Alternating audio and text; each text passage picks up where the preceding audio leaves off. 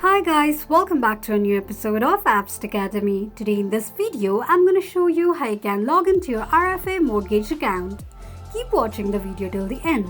To log into your RFA Mortgage account, go ahead and launch open any web browser of your preference. On the search box at the top, type in my.rfa.ca and make a search.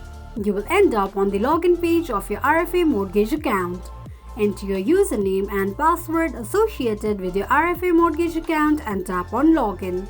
Click on an eye icon to check if you have entered your password correctly or not. Tick mark on the box that says Remember Me in case if you want your ID to be remembered next time you log in. This is how you can log into your RFA Mortgage account quickly and easily just in few steps. If you have any thoughts or queries, let us know in the comments section. Don't forget to subscribe to our channel.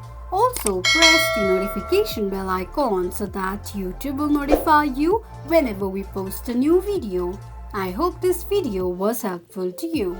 Thank you so much for watching.